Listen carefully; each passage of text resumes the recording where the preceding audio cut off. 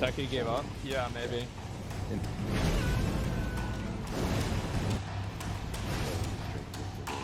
Yeah, it's just not fun. It's like I can't even like learn the fight because it just happens so fast. I've had fun, you know, at least until then. It's just that I feel like the bosses are too hard for it to really be fun. I'm not doing this one, bro. I'm done. I'm not doing this. I'm done. Horrible and stupid fucking design. I just cannot believe how stupid this fucking character is. What a stupid boss. Wasting my time, fighting the same fucking things a zillionth time. Stupid, same shitty mechanics failure. He's right in front of me. Hit him with your giant fucking hammer. I died, man! Fuck! Fuck this, it's not tough. All of a sudden, all his hitboxes won't take damage anymore. It just unstunned itself. It unstunned itself! It actually unstunned itself!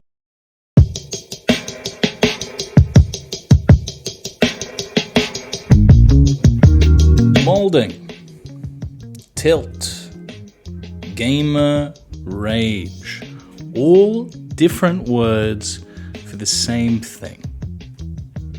What is it that makes us rage? What is it that makes some people rage more than others? Why you mad though? Like, really? I mean that question seriously. Why? Why does Elden Ring drive us crazy?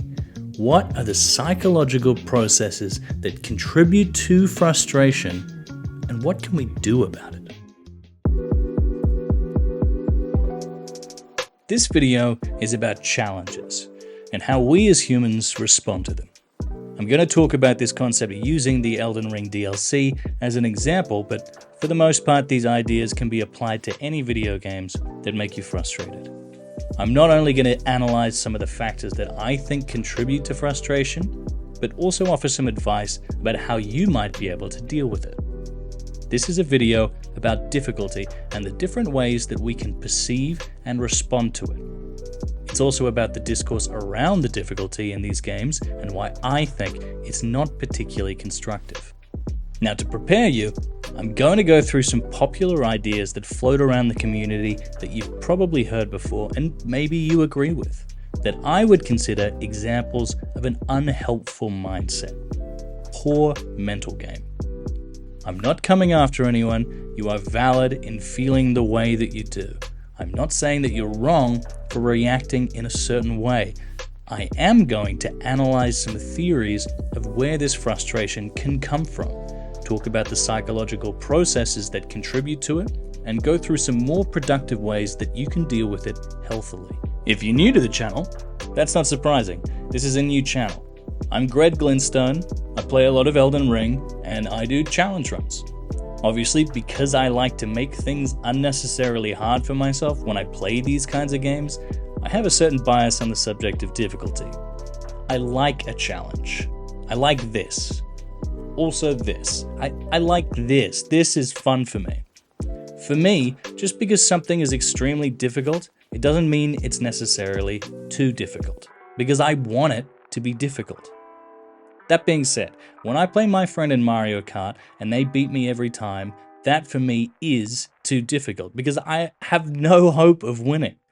Mario Kart, for me, in that context, is a more difficult game than Elden Ring. There are no wrong interpretations in art.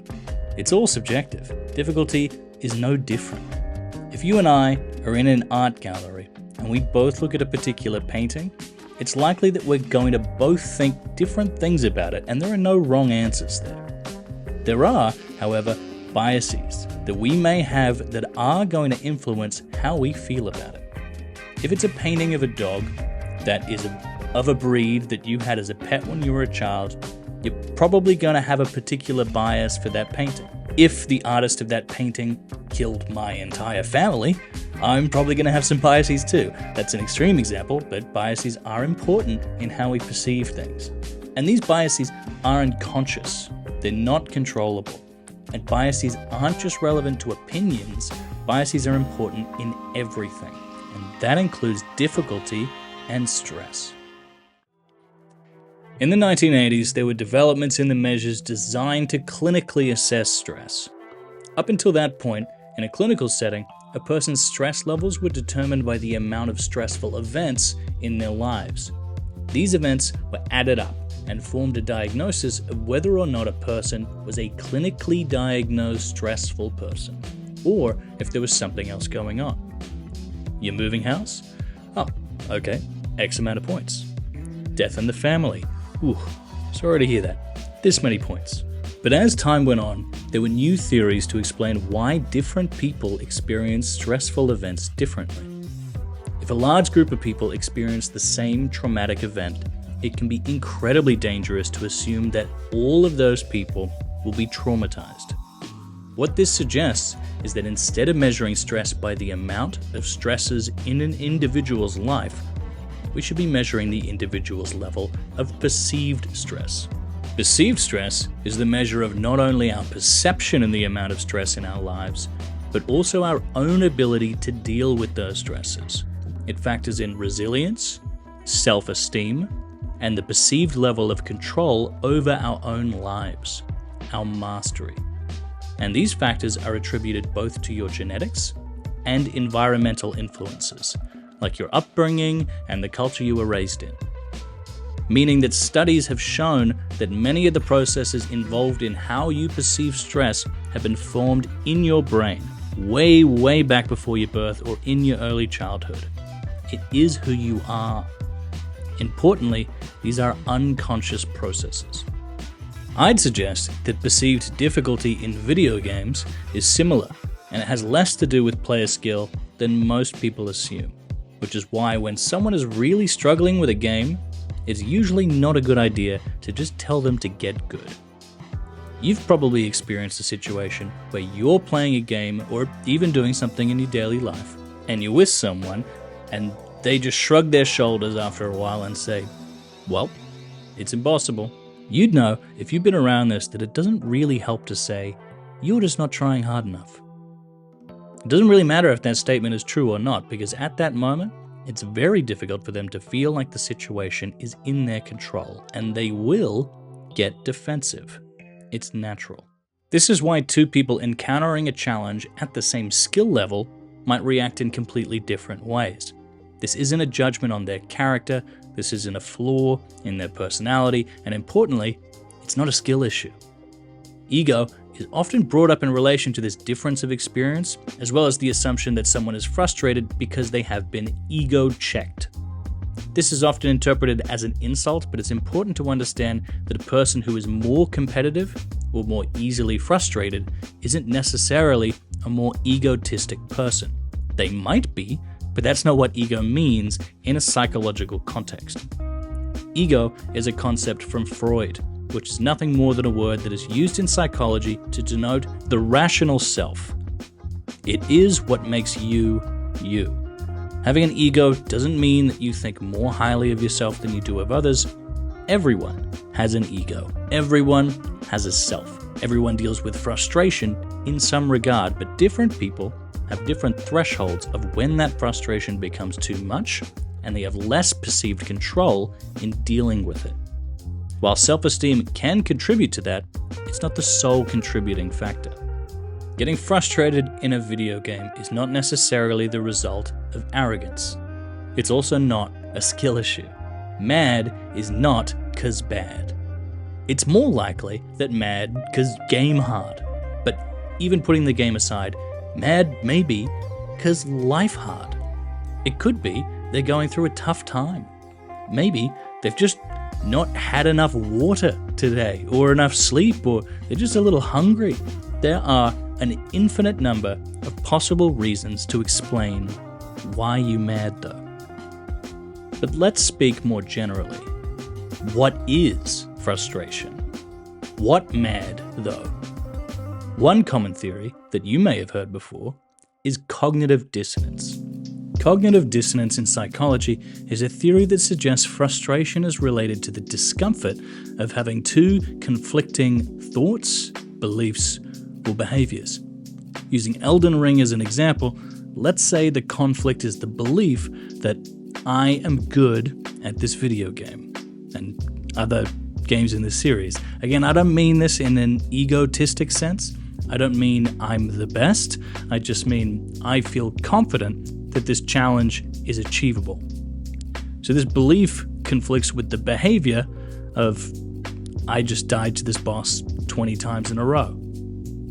These two clashing things create a feeling of unease that manifests as frustration because our brain can't reconcile the conflict. So that's what MAD. This unpleasant feeling combines from a conflict of beliefs and behavior in your brain. You have the belief that you can do this, but your behavior is showing you that you can't, at least not yet. Again, these are unconscious processes that we are not aware of, and these feelings are illogical. You can't talk someone out of these feelings easily. So, how do we deal with it? There are 4 main ways that we commonly deal with the unpleasantness of cognitive dissonance. 1. I change my behavior, or I change my belief. 2. I justify the behavior by adding new beliefs. 3. I can outright deny the conflict between my belief and my behavior. Or 4. I justify the behavior by changing my perception of the belief. Each strategy has its own advantages and disadvantages, and we may naturally have a particular inclination to deal with our cognitive dissonance in a certain way. So let's examine these strategies in more detail.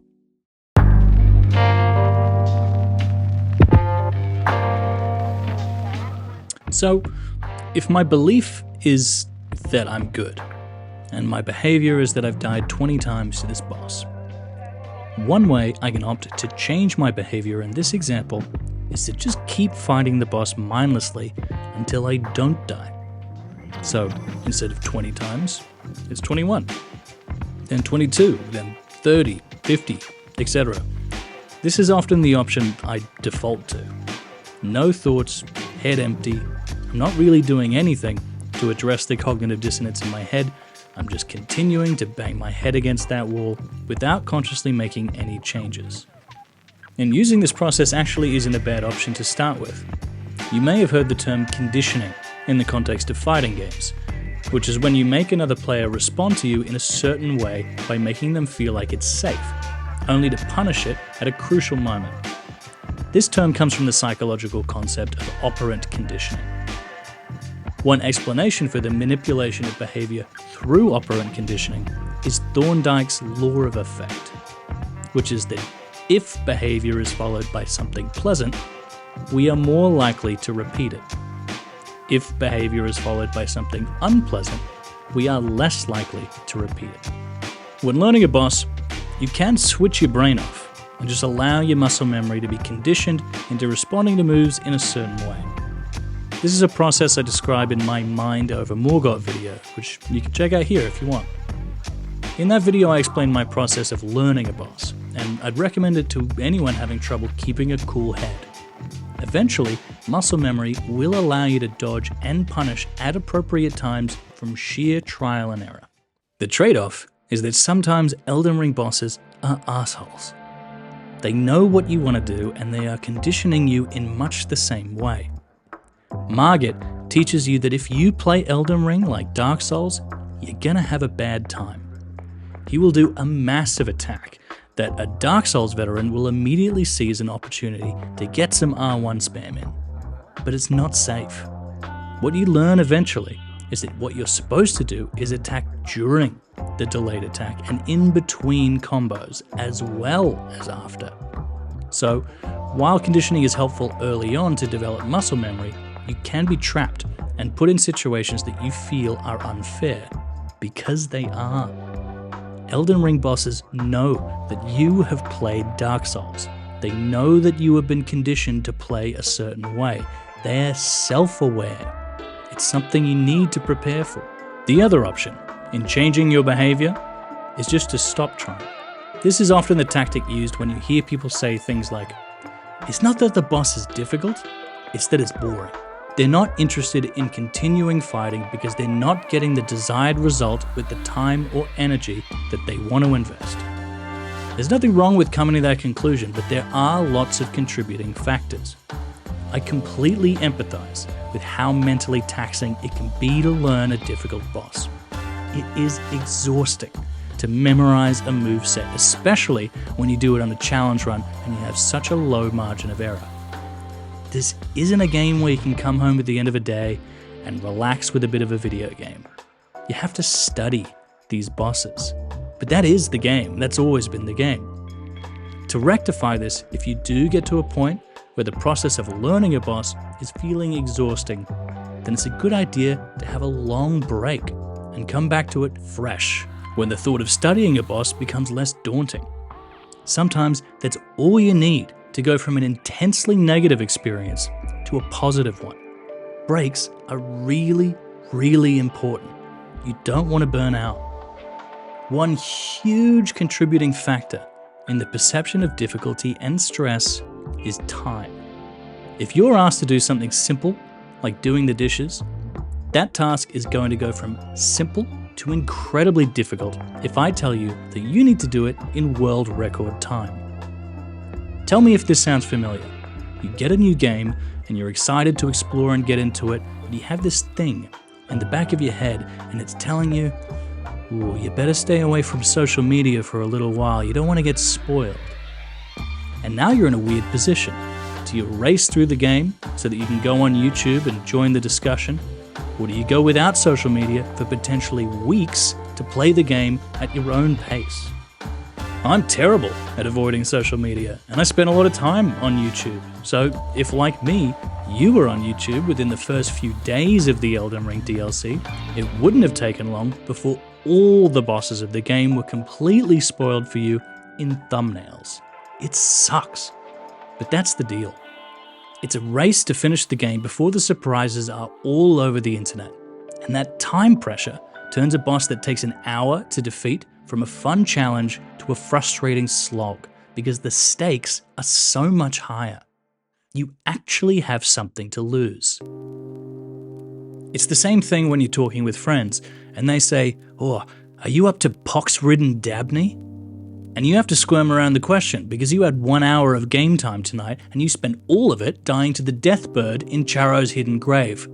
You have absolutely no idea who pox-ridden Dabney is, and now you're mad at them for spoiling it for you. But you don't want them to know that because you don't want them to know you spent an hour dying to the damn death bird. Think of the poor streamers who decided that it was a great idea to lock themselves in their room until they finish it. Terrible idea. This game is huge. This isn't a game that's designed to be beaten in a weekend. Not that it's not possible. It's just going to be exponentially more difficult and infinitely more frustrating than if you chipped away at it over a month. Especially when you're being filmed live and there's chat telling you to get good and there's a death counter counting up and up and up. Now when I tell you that Mesmer at level 1 took me around 15 hours, it would be reasonable to assume that I'm a no-life weirdo that hasn't seen the sun since the game's release. But I didn't do those 15 hours in a single day. I did it over the span of a couple weeks. You don't need to binge the game. I don't think it's designed to be played like that. It's too big. There's too much stuff, and it's really challenging. You need to take your time with it. This is the reason why a person who spends 5 hours on a boss may actually feel they had an easier time than someone who spent 1 hour. It's a feeling of a lack of control. Suddenly, it's not that the fight is difficult, it's that the fight is a coin flip. It's random, it's unfair. I'm not able to influence the game in the way I want. I can't win on my terms, I'm being cheated. And it's this feeling that causes the person to do the very common thing of throwing their hands up and saying, fuck it, I'm summoning the Mimic tier. Now, no judgment if you use the Mimic tier. I'm not coming for you if you like to summon. I'm talking to the people that don't want to summon but feel like they have to. You don't have to. You just need to put in more time.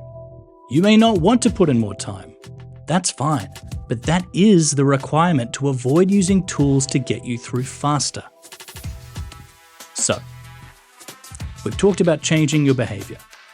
What about changing your belief? Well, in this example, your belief is that you are good at this game. Changing your belief means relenting completely and accepting the fact that you are actually not good at this game. You retire in shame. That's not ideal. Anyone can do this with enough perseverance. A goldfish beat the final boss of the DLC. Not an exaggeration. Check the link in the description. Do try to push yourself beyond your limits and accept that these fights are made to be difficult. They will take time and energy. If you have died to a boss for over an hour, that doesn't mean that you can't do it. These bosses are supposed to be hard. Allow them to be. But at the same time, it is completely reasonable and honorable to accept your own limitations. These games aren't made for everyone, and if they're not for you, that's fine. If you're not having fun, why bother? Find your joy, my dude.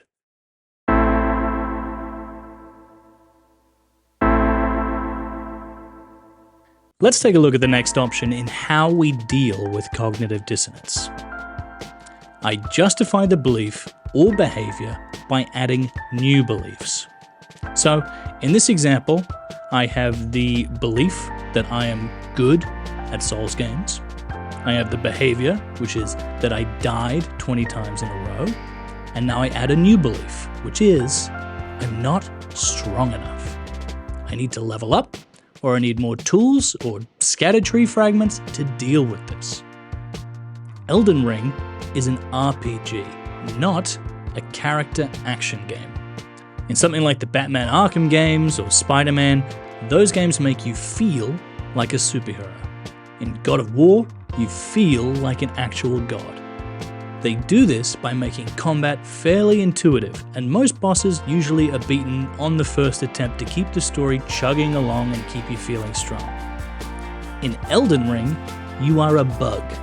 You are a little bubba baby that gets killed in 2 hits by the first enemy that you see, and then another 2 hits by the second enemy that you see.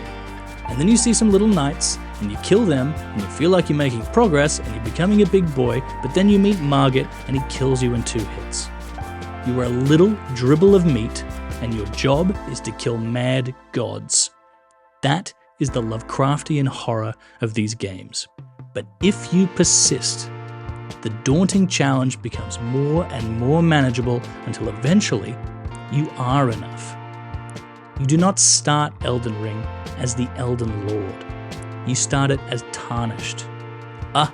Tarnished, not the Tarnished. You're just some dude named Butthole. The same in Dark Souls. You're not the chosen undead. You're just an undead.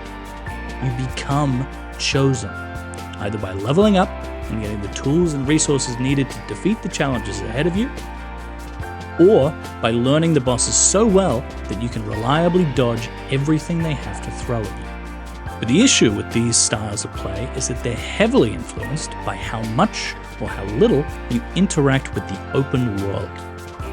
The player who wants to feel as strong as possible may be incredibly disappointed when they are destroyed by Rolana because they haven't picked up enough scatter tree fragments. It is really worth having a mindset that is clear on how you like to play the game. If this is a role-playing game, what role do you want to play? There's a meme going around at the moment of someone saying, "It's supposed to be a fucking RPG. What role am I playing? The fucking victim?" And when I heard that, I thought that is a perfect way to describe the series of games. But then I realized it was meant as a criticism. People have vastly different expectations of what this game is to them. So it's important to clarify for yourself how to make that work for you. How much damage do you want to do to a boss? How much damage do you want them to do to you? How important is feeling strong? How much do you want to struggle? There are so many comments on the Elden Ring wiki stating things like, this boss would be so much better if it didn't have so much health, or this boss would be so much better if it had more. The subjective experience of how strong players are when they reach certain bosses makes a huge impact on their experience. This is the downside of a game that offers such varying experiences within the same difficulty setup. You are going to have to make peace with that. If you feel too weak, get stronger. You can't expect the game to scale everything to how you specifically want the game to be when there is this much variety. In the DLC, the Scadutree fragments are the obvious answer to increase your level of power. They have been criticized a lot as bringing artificial difficulty, and I just don't get it. If you get to a tough boss in the base game, or any of the Souls games for that matter, and you are significantly underleveled, you're gonna have a tough time. This is the same as in any RPG. If you're too weak, you're going to need to get stronger. We learnt this in Final Fantasy. This is nothing new. I don't know why this is such an unreasonable ask. The same with defensives. If you feel like enemies deal too much damage, you can do something about that. You have that ability. You just need to mess around with these, and maybe take advantage of these. In the other Souls games, you never had to worry about defensives. In the first game, having light enough armor for light roll was far more important than damage reduction, and the damage reduction rings were completely unnecessary. In a game where defensive options exist, isn't it better that they are useful? That way, there are impactful choices that come with the trade-off of having more damage or more damage reduction. Having a glass cannon build doesn't mean anything if damage reduction is largely pointless and light armor can get you through the game just fine. Doing the most damage in that case is always the best option. Now, it's not. There is more meaningful trade-off in being more defensive or offensive. That's a good thing. But putting aside your power level, your choice of weapon can give you bigger advantages in a fight for reasons that have nothing to do with how strong they are. Here's me fighting Starscourge Radahn. I'm using the Godskin Stitcher because he's weak to pierce, but I'm having a hell of a time because I keep going right between his legs and missing him. I'm getting frustrated, but I don't need to play like this. It's not serving me. So I think about another weapon option. The Rusted Anchor is another pierce weapon with a much bigger hitbox. After equipping the weapon, I beat him in a couple tries. It's not an OP weapon, although it's pretty damn good. It's just much better for that particular fight. I'm not abusing any in-game tools. I'm just changing my strategy to better suit the fight. If I hadn't changed my weapon, that fight would have gone much longer and been much more difficult. If you're feeling like you're not getting enough hits in with your colossal weapon, try a faster weapon. You can do that without changing your build at all. There are advantages and disadvantages for taking a straight sword over a great sword over a colossal sword. And each fight has different pros and cons. Certain fights like Moog and Morgoth have fairly short recovery time at the end of their combos, but really big windows in between their attacks and during delayed attacks. Certain fights like Starscourge Radahn have really big windows for the biggest moves you've got, but his combos are fast and you need to focus on dodging over getting hits in. Find out how the boss wants you to play and play around that to find a strategy that works for the fight. The game will really open up when you allow yourself the opportunity to adapt. Now, I do want to note that the answer isn't always that you need to make yourself stronger or change up your build. You don't need to. If you want to use the biggest possible sword for every single fight, you can. But some fights are going to be harder than if you use something else. I'm definitely someone who starts thinking about ways I can make myself stronger when I start to get frustrated, and it has negatively impacted my experience. I've leveled up too much or used a summon, and if I was truly honest with myself, I could have beaten the boss without doing that. There are so many people out there who have subscribed to the belief that this game is scaled for you to use every tool, and if you don't, then you are making the game unreasonably hard for yourself. Ignore these people. If you can't beat a boss, it's not because you didn't summon. You can summon, and it will definitely help you, but it's not necessary. You don't need to summon the Mimic Tier if you don't want to. Sometimes you do need to resist the urge to make yourself stronger if you want to retain a challenge, and that takes willpower.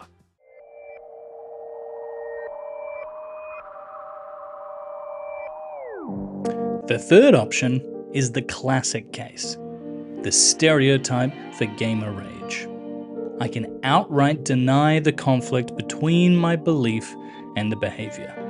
In this case, I deny that my deaths had anything to do with my ability. Whether or not I am good at the game is irrelevant because those deaths are not my fault.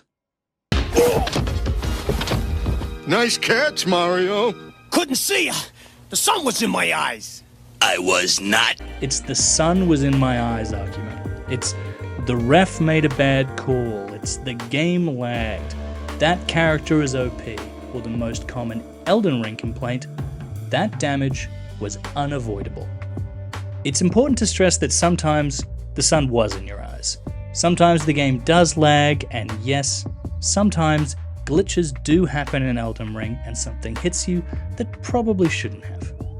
But if you do recognize that you are the kind of person that often leaps to this line of thinking, I think you'll find that this happens less than you think it does.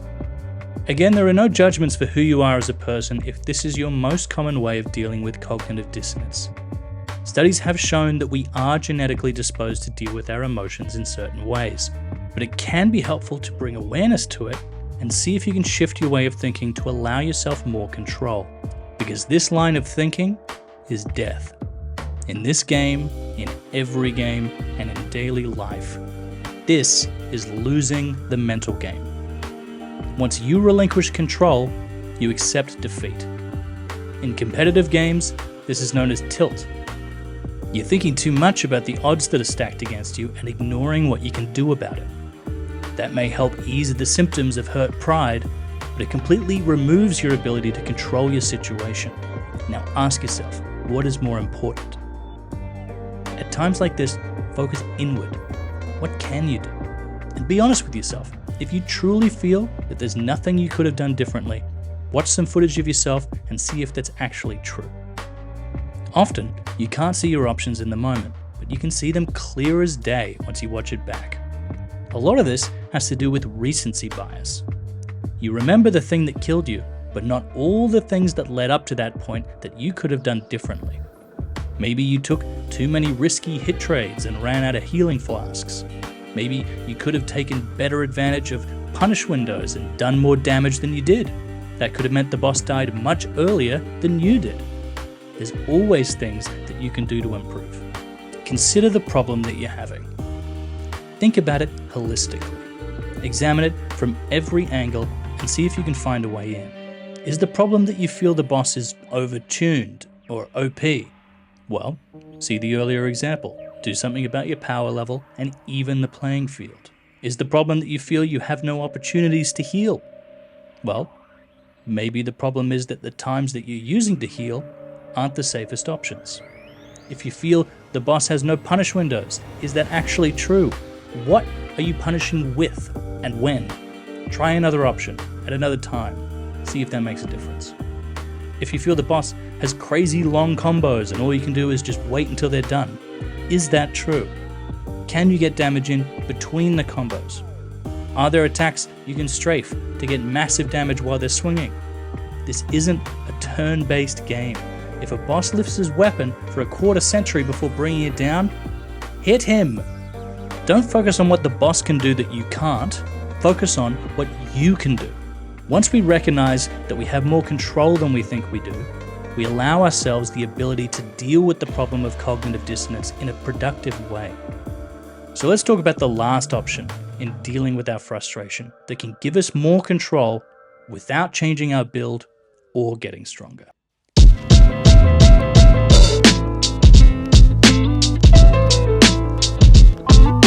I justify the behavior by changing my perception of the belief. So, in this example, it's not that I'm not good at this game. It's that I'm not good at this boss. Yet. I need practice. This, for me, is the healthiest and most productive way to deal with frustration in video games. You're putting the focus inward. When I started the DLC, I got destroyed. But that's just because I'd never played it. I didn't know what the bosses did, or even who they were. I died over and over again, just like you did. There are new boss mechanics and systems that need to be learned and strategized around. This is, I think, what people intend to mean when they say things like get good or skill issue. But saying it like that is reductive and unhelpful. If you have gotten to the DLC, you are good. You have gotten good. But even if you're the best Elden Ring player in the world, when you get to the final boss, you're gonna die a whole bunch. Because he's got new moves, and you don't know what they do. There is a reason that when we talk about the gameplay loop in this game, we use different terms than we do with FPS games or fighting games. We don't talk about improving reaction time or frame data. We talk about learning movesets. Learning. It's not a skill issue, it's a knowledge issue. One very helpful thing in this learning process is identifying your habits. If you have a habit of rolling left on an attack, a fight is going to be incredibly difficult if the easiest option is to roll right. Identifying your own habits and what it is that is actually getting you killed is going to really give you an advantage in learning what you can do differently. This has nothing to do with reflexes, it's just changing the direction in which you lean the analog stick. It has nothing to do with how good you are at video games, it has everything to do with how you are able to adapt. Some attacks are fine if you strafe them. Some attacks are fine to jump instead of roll and may give you an additional punish. You may never learn that if you are stuck in the habit of doing the same thing every time. It can turn a difficult fight into an impossible one.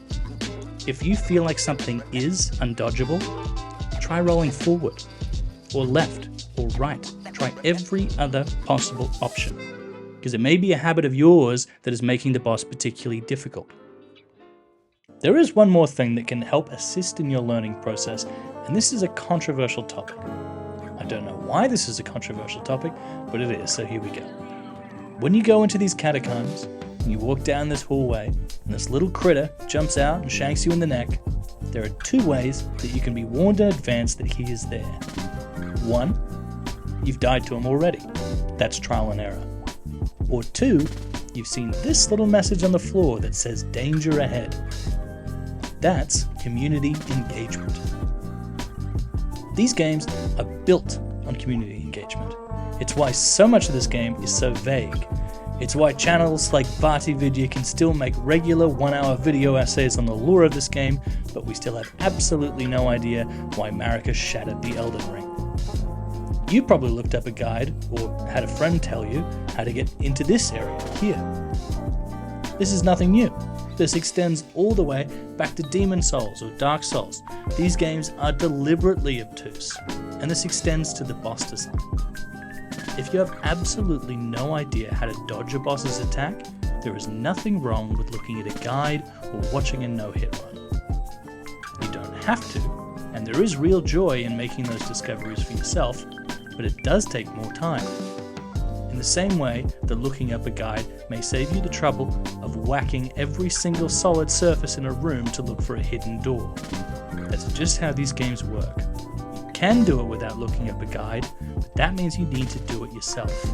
And learning takes time and energy.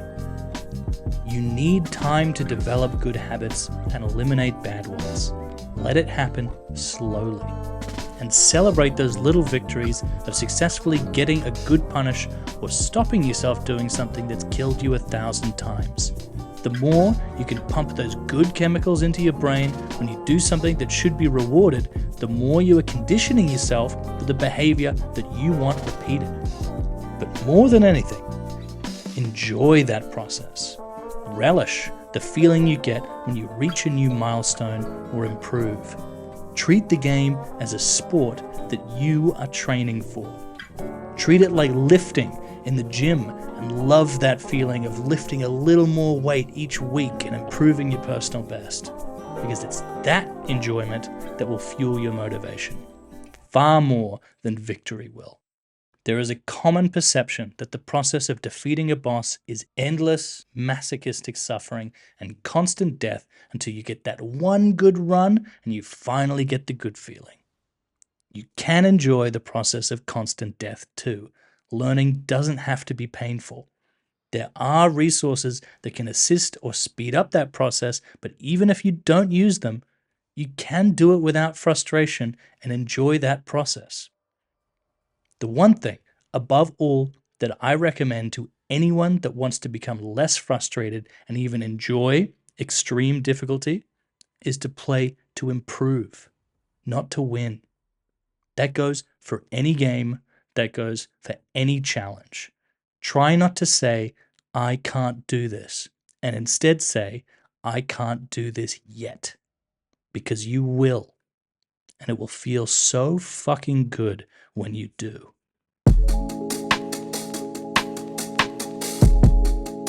Thank you so much for reaching the end of the video. I hope this was interesting or helpful. If you want to see more videos from me, do all the YouTube things. I'd really appreciate it. This is a new channel, and the more I know you want to see this stuff, the more motivation I get to make it. And do tell me what I can do to improve.